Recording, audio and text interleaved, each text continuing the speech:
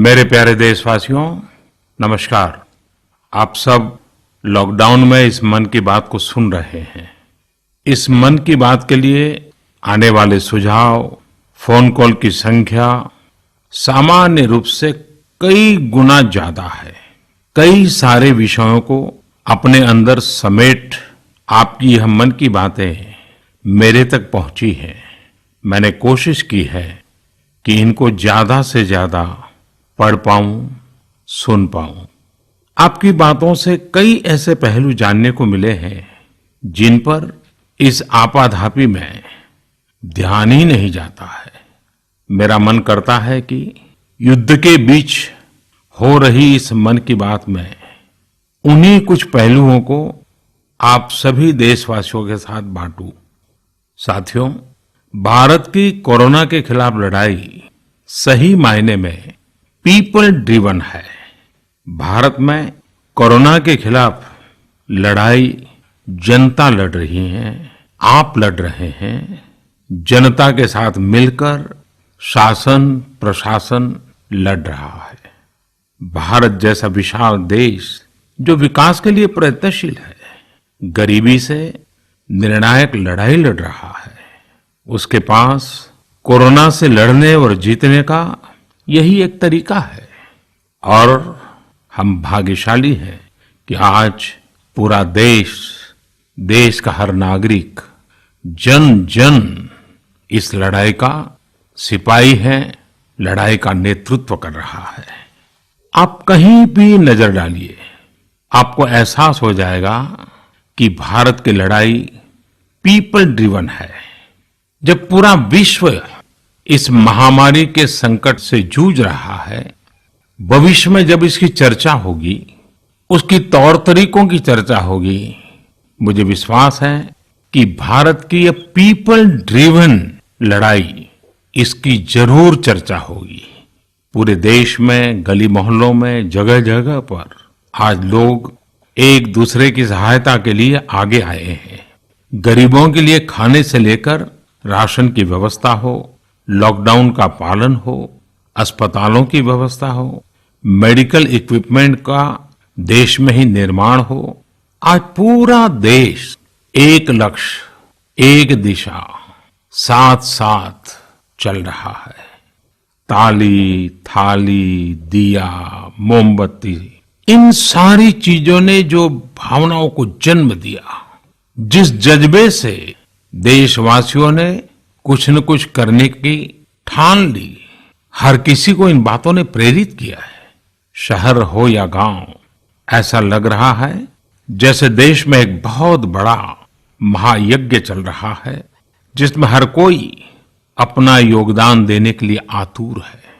हमारे किसान भाई बहनों को ही देखिए, एक तरफ वो इस महामारी के बीच अपने खेतों में दिन रात मेहनत कर रहे हैं और इस बात की भी चिंता कर रहे हैं कि देश में कोई भी भूखा न सोए। हर कोई अपने सामर्थ्य के हिसाब से इस लड़ाई को लड़ रहा है। कोई किराया माफ कर रहा है, तो कोई अपनी पूरी पेंशन या पुरस्कार में मिली राशि को पीएम केयर्स में जमा करा रहा है। कोई खेत की सारी सब्जियां दान दे रहा है, तो कोई हर रोज सैकड़ों गरीबों को मुफ्त भोजन करा रहा है। कोई मास्क बना रहा है। कहीं हमारे मजदूर भाई बहन क्वारंटीन में रहते हुए जिस स्कूल में रह रहे हैं, उसकी रंगाई पुताई कर रहे हैं। साथियों, दूसरों की मदद के लिए आपके भीतर हृदय के किसी कोने में जो ये उमड़ता घुमड़ता भाव है ना, वही कोरोना के खिलाफ भारत की इस लड़ाई को ताकत दे रहा है। वही इस लड़ाई को सच्चे मायने में पीपल ड्रिवन बना रहा है। और हमने देखा है पिछले कुछ साल में हमारे देश में यह मिजाज बना है, निरंतर मजबूत होता रहा है। चाहे करोड़ों लोगों का गैस सब्सिडी छोड़ना हो, लाखों सीनियर सिटीजन का रेलवे सब्सिडी छोड़ना हो, स्वच्छ भारत अभियान का नेतृत्व लेना हो, टॉयलेट बनाने हो, अनगिनत बातें ऐसी है। इन सारी बातों से पता चलता है हम सबको एक मन, एक मजबूत धागे से पिरो दिया है। एक होकर देश के लिए कुछ करने की प्रेरणा दी है। मेरे प्यारे देशवासियों, मैं पूरी नम्रता पूर्वक, बहुत ही आदर के साथ आज 130 करोड़ देशवासियों की इस भावना को सर झुका करके नमन करता हूं। आप अपनी भावना के अनुरूप देश के लिए अपनी रुचि के हिसाब से, अपने समय के अनुसार कुछ कर सके, इसके लिए सरकार ने एक डिजिटल प्लेटफॉर्म भी तैयार किया है। ये प्लेटफॉर्म है covidwarriors.gov.in। मैं दोबारा बोलता हूं, covidwarriors.gov.in। सरकार ने इस प्लेटफॉर्म के माध्यम से तमाम सामाजिक संस्थाओं के वॉलंटियर्स, सिविल सोसाइटी के प्रतिनिधि और स्थानीय प्रशासन को एक दूसरे से जोड़ दिया है। बहुत ही कम समय में इस पोर्टल से 1.25 करोड़ लोग जुड़ चुके हैं। इनमें डॉक्टर, नर्सिस से लेकर हमारी आशा, एएनएम बहनें, हमारे एनसीसी, एनएसएस के साथी, अलग अलग फील्ड के तमाम प्रोफेशनल्स, उन्होंने इस प्लेटफॉर्म को अपना प्लेटफॉर्म बना लिया है। ये लोग स्थानीय स्तर पर क्राइसिस मैनेजमेंट प्लान बनाने वालों में और उसकी पूर्ति में भी बहुत मदद कर रहे हैं। आप भी covidwarriors.gov.in से जुड़कर देश की सेवा कर सकते हैं, कोविड वॉरियर बन सकते हैं। साथियों, हर मुश्किल हालात, हर लड़ाई कुछ न कुछ सबक देती है, कुछ न कुछ सिखा करके जाती है, सीख देती है, कुछ संभावनाओं के मार्ग बनाती है और कुछ नई मंजिलों की दिशा भी देती है।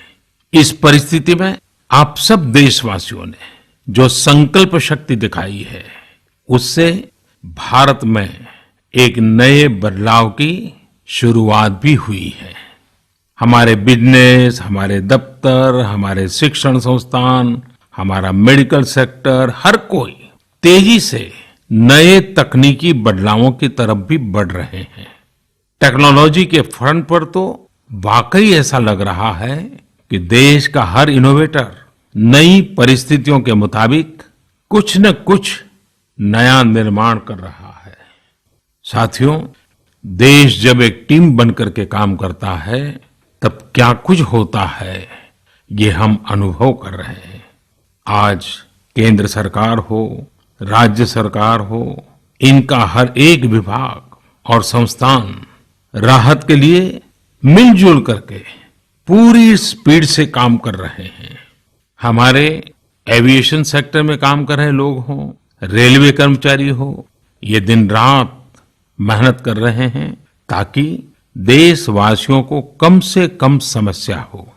आप में से शायद बहुत लोगों को मालूम होगा कि देश के हर हिस्से में दवाइयों को पहुंचाने के लिए लाइफलाइन उड़ान नाम से एक विशेष अभियान चल रहा है। हमारे इन साथियों ने इतने कम समय में देश के भीतर ही 3 लाख किलोमीटर की हवाई उड़ान भरी है और 500 टन से अधिक मेडिकल सामग्री देश के कोने कोने में आप तक पहुंचाया है। इसी तरह रेलवे के साथ ही लॉकडाउन में भी लगातार मेहनत कर रहे हैं ताकि देश के आम लोगों को जरूरी वस्तुओं की कमी न हो। इस काम के लिए भारतीय रेलवे करीब करीब 60 से अधिक रेल मार्ग पर 100 से भी ज्यादा पार्सल ट्रेन चला रही है। इसी तरह दवाओं की आपूर्ति में हमारे डाक विभाग के लोग बहुत अहम भूमिका निभा रहे हैं। हमारे ये सभी साथी सच्चे अर्थ में कोरोना के वॉरियर ही हैं। साथियों, प्रधानमंत्री गरीब कल्याण पैकेज के तहत गरीबों के अकाउंट में पैसे सीधे ट्रांसफर किए जा रहे हैं। वृद्धावस्था पेंशन जारी की गई है। गरीबों को 3 महीने के मुफ्त गैस सिलेंडर, राशन जैसी सुविधाएं भी दी जा रही हैं। इन सब कामों में सरकार के अलग अलग विभागों के लोग, बैंकिंग सेक्टर के लोग एक टीम की तरह दिन रात काम कर रहे हैं और मैं हमारे देश की राज्य सरकारों की भी इस बात के लिए प्रशंसा करूंगा कि वो इस महामारी से निपटने में बहुत सक्रिय भूमिका निभा रही है। स्थानीय प्रशासन, राज्य सरकारें जो जिम्मेदारी निभा रही हैं, उसकी कोरोना के खिलाफ लड़ाई में बहुत बड़ी भूमिका है। उनका ये परिश्रम बहुत प्रशंसनीय है। मेरे प्यारे देशवासियों, देश भर से स्वास्थ्य सेवाओं से जुड़े लोगों ने अभी हाल ही में जो अध्यादेश लाया गया है, उस पर अपना संतोष व्यक्त किया है। इस अध्यादेश में कोरोना वॉरियर्स के साथ हिंसा, उत्पीड़न और उन्हें किसी रूप में चोट पहुंचाने वालों के खिलाफ बेहद सख्त सजा का प्रावधान किया गया है। हमारे doctor, nurses, paramedical staff, community health workers और ऐसे सभी लोग जो देश को कोरोना मुक्त बनाने में दिन रात जुटे हुए हैं, उनकी रक्षा करने के लिए ये कदम बहुत जरूरी था। मेरे प्यारे देशवासियों, हम सब अनुभव कर रहे हैं कि महामारी के खिलाफ इस लड़ाई के दौरान हमें अपने जीवन को, समाज को, हमारे आसपास हो रही घटनाओं को एक फ्रेश नजरिए से देखने का अवसर भी मिला है। समाज के नजरिए में भी व्यापक बदलाव आया है। आज अपने जीवन से जुड़े हर व्यक्ति की अहमियत का हमें आभास हो रहा है। हमारे घर में काम करने वाले लोग हो, हमारी जरूरतों को पूरा करने के लिए काम करने वाले हमारे सामान्य कामगार हो, पड़ोस की दुकानों में काम करने वाले लोग हो, इन सब की कितनी बड़ी भूमिका है, हमें ये अनुभव हो रहा है। इसी तरह जरूरी सेवाओं की डिलीवरी करने वाले लोग, मंडियों में काम करने वाले हमारे मजदूर भाई बहन, हमारे आस पड़ोस के ऑटो चालक, रिक्शा चालक, आज हम अनुभव कर रहे हैं कि इन सब के बिना हमारा जीवन कितना मुश्किल हो सकता है। आजकल सोशल मीडिया में हम सब लोग लगातार देख रहे हैं कि लॉकडाउन के दौरान लोग अपने इन साथियों को न सिर्फ याद कर रहे हैं, उनकी जरूरतों का ध्यान रख रहे हैं, बल्कि उनके बारे में बहुत सम्मान से लिख भी रहे हैं। आज देश के हर कोने से ऐसी तस्वीरें आ रही हैं कि लोग सफाई कर्मियों पर पुष्प वर्षा कर रहे हैं। पहले उनके काम को संभवतः आप भी कभी नोटिस नहीं करते थे। डॉक्टर हो, सफाई कर्मी हो, अन्य सेवा करने वाले लोग हो, इतना ही नहीं, हमारी पुलिस व्यवस्था को लेकर भी आम लोगों के सोच में काफी बदलाव हुआ है। पहले पुलिस के विषय में सोचते ही नकारात्मकता के सिवाय हमें कुछ नजर नहीं आता था। हमारे पुलिसकर्मी आज गरीबों, जरूरतमंदों को खाना पहुंचा रहे हैं, दवा पहुंचा रहे हैं। जिस तरह से हर मदद के लिए पुलिस सामने आ रही है, इससे पुलिसिंग का मानवीय और संवेदनशील पक्ष हमारे सामने उभर करके आया है, हमारे मन को झकझोर दिया है, हमारे दिल को छू लिया है। एक ऐसा अवसर है जिसमें आम लोग पुलिस से भावात्मक तरीके से जुड़ रहे हैं। हमारे पुलिस कर्मियों ने इसे जनता की सेवा के एक अवसर के रूप में लिया है और मुझे पूरा विश्वास है इन घटनाओं से आने वाले समय में सच्चे अर्थ में बहुत ही सकारात्मक बदलाव आ सकता है और हम सब ने इस सकारात्मकता को कभी भी नकारात्मकता के रंग से रंगना नहीं है। साथियों, हम अक्सर सुनते हैं प्रकृति, विकृति और संस्कृति। इन शब्दों को एक साथ देखें और इसके पीछे के भाव को देखें तो आपको जीवन को समझने का भी एक नया द्वार खुलता हुआ दिखेगा। अगर मानव प्रकृति की चर्चा करें तो ये मेरा है, मैं इसका उपयोग करता हूं। इसको और इस भावना को बहुत स्वाभाविक माना जाता है, किसी को इसमें कोई ऐतराज नहीं होता। इसे हम प्रकृति कह सकते हैं। लेकिन जो मेरा नहीं है, जिस पर मेरा हक नहीं है, उसे मैं दूसरे से छीन लेता हूं, उसे छीनकर उपयोग में लाता हूं तो हम इसे विकृति कह सकते हैं। इन दोनों से परे, प्रकृति और विकृति से ऊपर जब कोई संस्कारित मन सोचता है या व्यवहार करता है तो हमें संस्कृति नजर आती है। जब कोई अपने हक की चीज, अपनी मेहनत से कमाई चीज, अपने लिए जरूरी चीज कम हो या अधिक, इसकी परवाह किए बिना किसी व्यक्ति की जरूरत को देखते हुए खुद की चिंता छोड़कर अपने हक के हिस्से को बांट करके किसी दूसरे की जरूरत पूरी करता है, वही तो संस्कृति है। साथियों, जब कसौटी का काल होता है तब इन गुणों का परीक्षण होता है। आपने पिछले दिनों देखा होगा कि भारत ने अपने संस्कारों के अनुरूप, हमारी सोच के अनुरूप, हमारी संस्कृति का निर्वहन करते हुए कुछ फैसले लिए। संकट की इस घड़ी में दुनिया के लिए भी, समृद्ध देशों के लिए भी दवाइयों का संकट बहुत ज्यादा रहा है। एक ऐसा समय है कि अगर भारत दुनिया को दवाइयां न भी दे तो कोई भारत को दोषी नहीं मानता। हर देश समझ रहा है कि भारत के लिए भी उसकी प्राथमिकता अपने नागरिकों का जीवन बचाना है। लेकिन साथियों, भारत ने प्रकृति विकृति की सोच से परे होकर फैसला लिया। भारत ने अपनी संस्कृति के अनुरूप फैसला लिया। हमने भारत की आवश्यकताओं के लिए जो करना था उसका प्रयास तो बढ़ाया ही, लेकिन दुनिया भर से आ रही मानवता की रक्षा की पुकार पर भी पूरा ध्यान दिया। हमने विश्व के हर जरूरतमंद तक दवाइयों को पहुंचाने का बीड़ा उठाया और मानवता के इस काम को करके दिखाया। आज जब मेरी अनेक देशों के राष्ट्राध्यक्षों से फोन पर बात होती है तो वो भारत की जनता का आभार जरूर व्यक्त करते हैं। जब वो लोग कहते हैं thank you India, thank you people of India, तो देश के लिए गर्व और बढ़ जाता है। इसी तरह इस समय दुनिया भर में भारत के आयुर्वेद और योग के महत्व को भी लोग बड़े विशिष्ट भाव से देख रहे हैं। सोशल मीडिया पर देखिए, हर तरफ इम्यूनिटी बढ़ाने के लिए किस तरह से भारत के आयुर्वेद और योग की चर्चा हो रही है। कोरोना की दृष्टि से आयुष मंत्रालय ने इम्यूनिटी बढ़ाने के लिए जो प्रोटोकॉल दिया था, मुझे विश्वास है कि आप लोग इसका प्रयोग जरूर कर रहे होंगे। गर्म पानी, काढ़ा और जो अन्य दिशा निर्देश आयुष मंत्रालय ने जारी किए हैं वो आप अपनी दिनचर्या में शामिल करेंगे तो आपको बहुत लाभ होगा। साथियों, वैसे ये दुर्भाग्य रहा है कि कई बार हम अपनी ही शक्तियां और समृद्ध परंपराओं को पहचानने से इनकार कर देते हैं।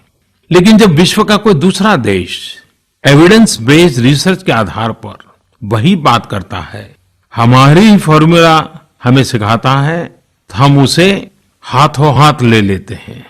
संभवतः इसके पीछे एक बहुत बड़ा कारण सैकड़ों वर्षों की हमारी गुलामी का कालखंड रहा है। इस वजह से कभी कभी हमें अपनी ही शक्ति पर विश्वास नहीं होता है, हमारा आत्मविश्वास कम नजर आता है। इसलिए हम अपने देश की अच्छी बातों को, हमारे पारंपरिक सिद्धांतों को एविडेंस बेस्ड रिसर्च के आधार पर आगे बढ़ाने के बजाय उसे छोड़ देते हैं, उसे हीन समझने लगते हैं। भारत की युवा पीढ़ी को अब इस चुनौती को स्वीकार करना होगा। जैसे विश्व ने योग को सहज स्वीकार किया है, वैसे ही हजारों वर्षों पुराने हमारे आयुर्वेद के सिद्धांतों को भी विश्व अवश्य स्वीकार करेगा। हाँ, इसके लिए युवा पीढ़ी को संकल्प लेना होगा और दुनिया जिस भाषा में समझती है उस वैज्ञानिक भाषा में हमें समझाना होगा, कुछ करके दिखाना होगा। साथियों, वैसे कोविड-19 के कारण कई सकारात्मक बदलाव हमारे काम करने के तरीके, हमारी जीवन शैली और हमारी आदतों में भी स्वाभाविक रूप से अपनी जगह बना रहे हैं। आपने सबने भी महसूस किया होगा इस संकट ने कैसे अलग अलग विषयों पर हमारी समझ और हमारी चेतना को जागरूक किया है। जो असर हमें अपने आसपास देखने को मिल रहे हैं, इनमें सबसे पहला है मास्क पहनना और अपने चेहरे को ढककर रखना। कोरोना की वजह से बदलते हुए हालात में मास्क भी हमारे जीवन का हिस्सा बन रहा है। वैसे हमें इसकी भी आदत कभी नहीं रही कि हमारे आसपास के बहुत सारे लोग मास्क में दिखे, लेकिन अब हो यही रहा है। हाँ, इसका ये मतलब नहीं है कि जो मास्क लगाते हैं वे सभी बीमार हैं। और जब मैं मास्क की बात करता हूं तो मुझे एक पुरानी बात याद आती है। आप सबको भी याद होगा, एक जमाना था कि हमारे देश के कई ऐसे इलाके ऐसे होते थे कि वहां अगर कोई नागरिक फल खरीदता हुआ दिखता था तो आस पड़ोस के लोग उसको जरूर पूछते थे, क्या घर में कोई बीमार है? यानी फल मतलब बीमारी में ही खाया जाता है, ऐसी एक धारणा बनी हुई थी। हालांकि समय बदला और ये धारणा भी बदली। वैसे ही मास्क को लेकर भी धारणा अब बदलने वाली ही है। आप देखिएगा, मास्क अब सभ्य समाज का प्रतीक बन जाएगा। अगर बीमारी से खुद को बचना है और दूसरों को भी बचाना है तो आपको मास्क लगाना पड़ेगा। और मेरा तो सिंपल सुझाव रहता है, गमछा मुंह ढकना है। साथियों, हमारे समाज में एक और बड़ी जागरूकता ये आई है कि अब सभी लोग ये समझ रहे हैं कि सार्वजनिक स्थानों पर थूकने के क्या नुकसान हो सकते हैं। यहां वहां कहीं पर भी थूक देना गलत आदतों का हिस्सा बना हुआ था। ये स्वच्छता और स्वास्थ्य को गंभीर चुनौती भी देता था।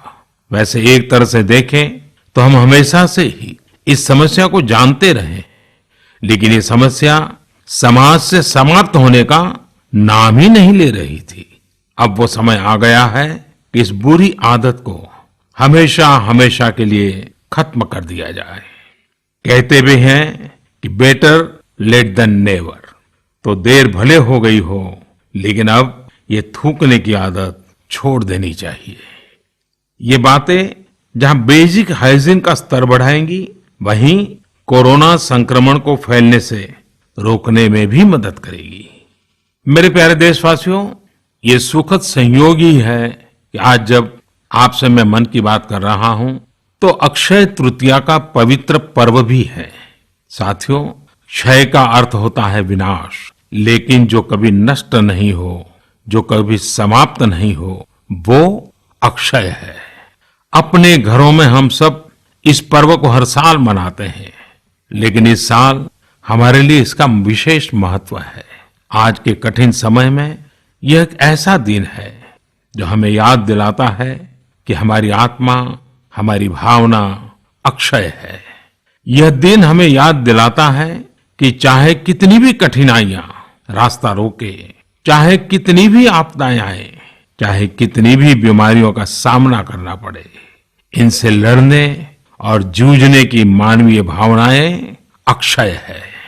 माना जाता है कि यही वो दिन है जिस दिन भगवान श्री कृष्ण और भगवान सूर्यदेव के आशीर्वाद से पांडवों को अक्षय पात्र मिला था।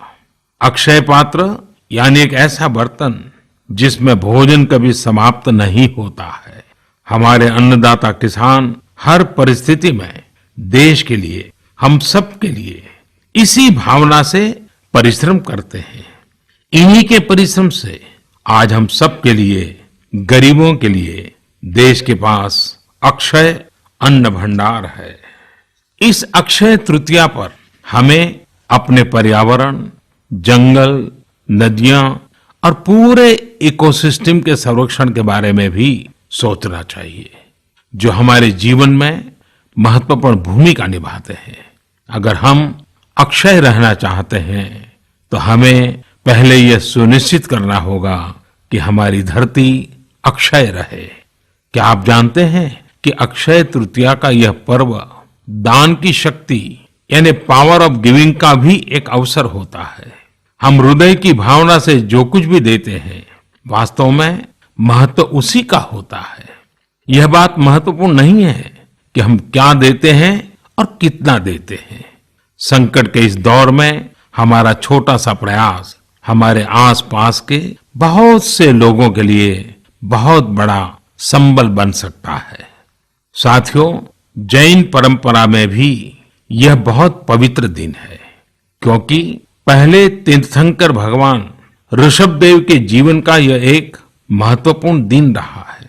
ऐसे में जैन समाज इसे एक पर्व के रूप में मनाता है और इसलिए ये समझना आसान है कि क्यों इस दिन को लोग किसी भी शुभ कार्य को प्रारंभ करना पसंद करते हैं। चूंकि आज कुछ नया शुरू करने का दिन है, तो ऐसे में क्या हम सब मिलकर अपने प्रयासों से अपनी धरती को अक्षय और अविनाशी बनाने का संकल्प ले सकते हैं? साथियों, आज भगवान बसवेश्वर जी की भी जयंती है। ये मेरा सौभाग्य रहा है कि मुझे भगवान बसवेश्वर की स्मृतियां और उनके संदेश से बार बार जुड़ने का, सीखने का अवसर मिला है। देश और दुनिया में भगवान बसवेश्वर के सभी अनुयायियों को उनकी जयंती पर बहुत बहुत शुभकामनाएं। साथियों, रमजान का भी पवित्र महीना शुरू हो चुका है। जब पिछली बार रमजान मनाया गया था, तो किसी ने सोचा भी नहीं था कि इस बार रमजान में इतनी बड़ी मुसीबतों का भी सामना करना पड़ेगा। लेकिन अब जब पूरे विश्व में ये मुसीबत आ ही गई है, तो हमारे सामने अवसर है इस रमजान को संयम, सद्भावना, संवेदनशीलता और सेवा भाव का प्रतीक बनाएं। इस बार हम पहले से ज्यादा इबादत करें, ताकि ईद आने से पहले दुनिया कोरोना से मुक्त हो जाए और हम पहले की तरह उमंग और उत्साह के साथ ईद मनाएं। मुझे विश्वास है कि रमजान के इन दिनों में स्थानीय प्रशासन के दिशा निर्देशों का पालन करते हुए कोरोना के खिलाफ चल रही इस लड़ाई को हम और मजबूत करेंगे। सड़कों पर, बाजारों में, मोहल्लों में फिजिकल डिस्टेंसिंग के नियमों का पालन अभी बहुत आवश्यक है। मैं आज उन सभी कम्युनिटी लीडर्स के प्रति भी आभार प्रकट करता हूं, जो 2 गज दूरी और घर से बाहर नहीं निकलने को लेकर लोगों को जागरूक कर रहे हैं। वाकई कोरोना ने इस बार भारत समेत दुनिया भर में त्योहारों को मनाने का स्वरूप ही बदल दिया है, रंग रूप बदल दिए हैं। अभी पिछले दिनों ही हमारे यहाँ भी बिहू, बैसाखी, पुथंडू, विशु, ओडिया न्यू ईयर, ऐसे अनेक त्योहार आए। हमने देखा कि लोगों ने कैसे इन त्योहारों को घर में रहकर और बड़ी सादगी के साथ और समाज के प्रति शुभ चिंतन के साथ त्योहारों को मनाया।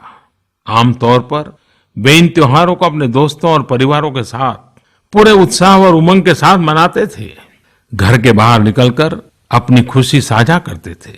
लेकिन इस बार हर किसी ने संयम बरता, लॉकडाउन के नियमों का पालन किया। हमने देखा है कि इस बार हमारे ईसाई दोस्तों ने ईस्टर भी घर पर ही मनाया है। अपने समाज, अपने देश के प्रति ये जिम्मेदारी निभाना आज की बहुत बड़ी जरूरत है। तभी हम कोरोना के फैलाव को रोक पाने में सफल होंगे, कोरोना जैसी वैश्विक महामारी को परास्त कर पाएंगे। मेरे प्यारे देशवासियों, इस वैश्विक महामारी के संकट के बीच आपके परिवार के एक सदस्य के नाते, और आप सब भी मेरे ही परिवारजन हैं, तब कुछ संकेत करना, कुछ सुझाव देना, ये मेरा दायित्व भी बनता है। मेरे देशवासियों से मैं आपसे आग्रह करूंगा, हम कतई अति आत्मविश्वास में न फंस जाएं। हम ऐसा विचार न पाल लें कि हमारे शहर में, हमारे गांव में, हमारी गली में, हमारे दफ्तर में अभी तक कोरोना पहुंचा नहीं है, इसलिए अब पहुंचने वाला नहीं है। देखिए, ऐसी गलती कभी मत पालना। दुनिया का अनुभव हमें बहुत कुछ कह रहा है और हमारे यहाँ तो बार बार कहा जाता है, सावधानी हटी तो दुर्घटना घटी। याद रखिए, हमारे पूर्वजों ने हमें इन सारे विषयों में बहुत अच्छा मार्गदर्शन किया है। हमारे पूर्वजों ने कहा है, अग्नि ही शेषम ऋण शेषम व्याधि शेषम तथैव च पुनः पुनः प्रवर्धेत तस्मात् शेषम न कार्येत। अर्थात हल्के में लेकर छोड़ दी गई आग, कर्ज और बीमारी मौका पाते ही दोबारा बढ़कर खतरनाक हो जाती है। इसलिए इनका पूरी तरह उपचार बहुत आवश्यक होता है। इसलिए अति उत्साह में स्थानीय स्तर पर कहीं पर भी कोई लापरवाही नहीं होनी चाहिए। इसका हमेशा हमेशा हमने ध्यान रखना ही होगा। और मैं फिर एक बार कहूंगा, 2 गज दूरी बनाए रखिए, खुद को स्वस्थ रखिए। 2 गज दूरी बहुत है जरूरी। आप सबके उत्तम स्वास्थ्य की कामना करते हुए मैं मेरी बात को समाप्त करता हूं। अगली मन की बात के समय जब मिले तब इस वैश्विक महामारी से कुछ मुक्ति की खबरें दुनिया भर से आए, मानव जात इन मुसीबतों से बाहर आए, इसी प्रार्थना के साथ आप सबका बहुत बहुत धन्यवाद।